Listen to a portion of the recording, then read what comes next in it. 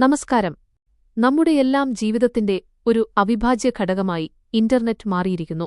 രാവിലെ ഉണരുമ്പോൾ മുതൽ രാത്രി ഉറങ്ങുന്നതുവരെ നമ്മൾ ഇന്റർനെറ്റ് ഉപയോഗിക്കുന്നു.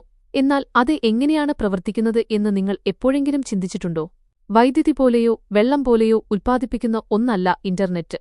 മറിച്ച് ലോകമെമ്പാടുമുള്ള കോടിക്കണക്കിന് കമ്പ്യൂട്ടറുകളെ പരസ്പരം ബന്ധിപ്പിക്കുന്ന ഒരു വലിയ ശൃംഖലയാണിത്. ഒരു ഫോട്ടോ അയക്കുമ്പോഴോ ഒരു വീഡിയോ കാണുമ്പോഴോ നമ്മൾ അറിഞ്ഞുകൊണ്ട് തന്നെ ഈ വലിയ ശൃംഖലയുടെ ഭാഗമാകുകയാണ്. ഇനി ഒരു വീഡിയോ കാണാൻ നിങ്ങൾ ഫോണിൽ ക്ലിക്ക് ചെയ്യുമ്പോൾ എന്താണ് സംഭവിക്കുന്നതെന്ന് നമുക്ക് ലളിതമായി മനസ്സിലാക്കാം. നിങ്ങളൊരു വീഡിയോയിൽ ക്ലിക്ക് ചെയ്യുമ്പോൾ നിങ്ങളുടെ ഫോണിൽ നിന്ന് ഒരു ചെറിയ ഡാറ്റാ പാക്കറ്റ് നിങ്ങളുടെ വീട്ടിലെ വൈഫൈ റൂട്ടറിലേക്ക് പോകുന്നു. അവിടെ നിന്ന് ഈ ഡാറ്റ നിങ്ങളുടെ ഇന്റർനെറ്റ് സേവനദാതാവിന്റെ ഓഫീസിലേക്കോ ടവറിലേക്കോ എത്തുന്നു.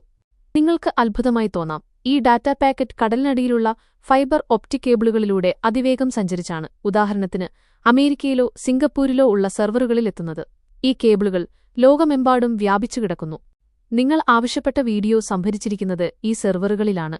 അവിടെ നിന്ന് വീഡിയോയെ ദശലക്ഷക്കണക്കിന് ഭാഗങ്ങളായി വിഭജിച്ച് അതേ കേബിളുകളിലൂടെ തിരിച്ച് നിങ്ങളുടെ ഫോണിലേക്ക് അയക്കുന്നു. നിങ്ങളുടെ ഫോണിൽ ഈ ഭാഗങ്ങൾ ഒന്നിച്ചു ചേർന്ന് നിങ്ങൾക്ക് കാണാൻ കഴിയുന്ന ഒരു വീഡിയോയായി മാറുന്നു. ഇതെല്ലാം നടക്കുന്നത് നിങ്ങൾ അറിയുന്നതിനു മുൻപ് ഏതാനും നിമിഷങ്ങൾക്കുള്ളിലാണ്. അപ്പോൾ ഇന്റർനെറ്റ് ഒരു വെർച്വൽ ലോകമല്ല, മറിച്ച് ദശലക്ഷക്കണക്കിന് കിലോമീറ്റർ നീളമുള്ള കേബിളുകളും ആയിരക്കണക്കിന് കമ്പ്യൂട്ടറുകളും അടങ്ങിയ ഒരു ഭൗതിക ലോകമാണ്. ഇന്റർനെറ്റിന്റെ ഈ പ്രവർത്തന രീതി യഥാർത്ഥത്തിൽ ഒരു വലിയ എഞ്ചിനീയറിംഗ് അത്ഭുതമാണ്.